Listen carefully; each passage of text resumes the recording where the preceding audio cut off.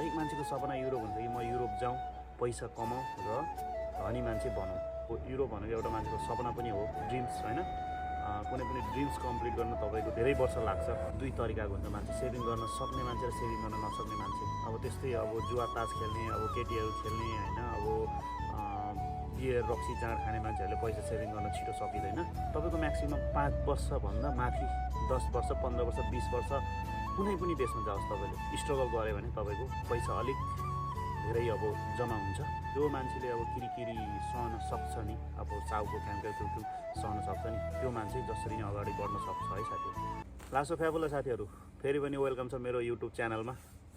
म चाहिँ धेरै महिनादेखि अब युट्युबमा भिडियोहरू अपलोड नगरेको कारणले फेरि पनि अब युट्युबमा भिडियोहरू अपलोड गरौँ कि भनेको। आशा छ कि साथीहरू सबै सन्चै हुनुहुन्छ होला। म चाहिँ एकदम बेस्ट छु। अहिले चाहिँ अब रोमेनियामा चाहिँ अब जाडो सुरु भइसकेको छ होइन, लास्टै चिसो सुरु भयो भनौँ। र चिसो कारणले गर्दाखेरि सी साइडमा टुरिस्ट छैन होइन, सिटी साइडमा त हुन्छ, सी साइडमा भनौँ।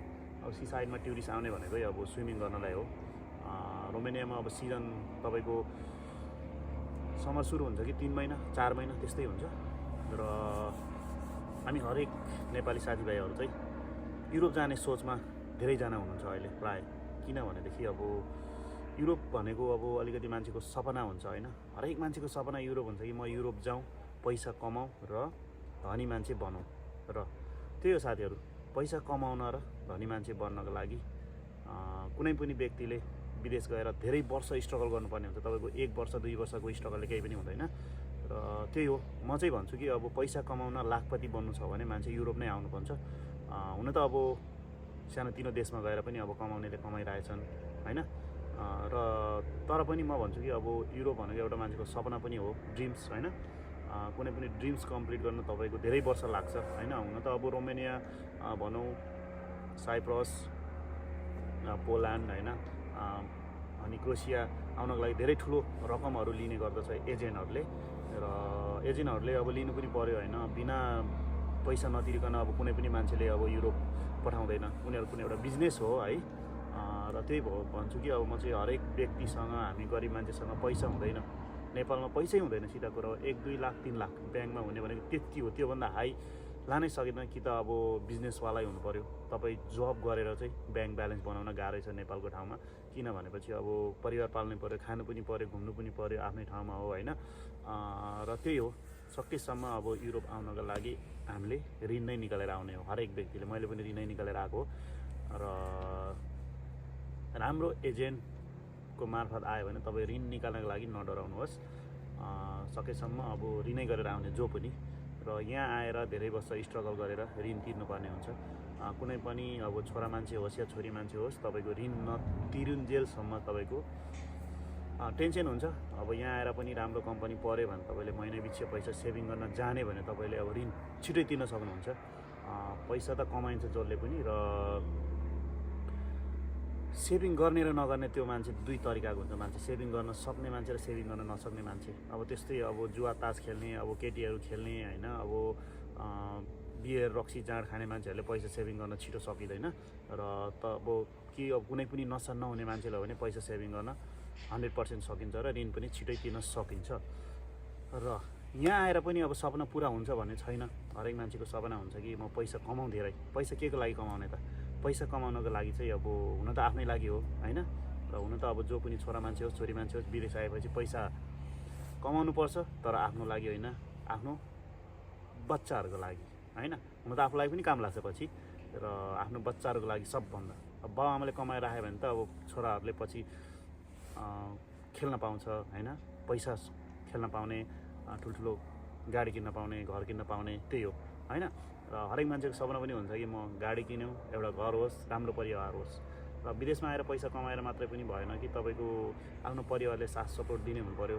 परिवारले एकदम सपोर्ट राम्रो भयो भने तपाईँले पैसा सेभिङ गर्न जाने भने अगाडि बढ्न सकिन्छ।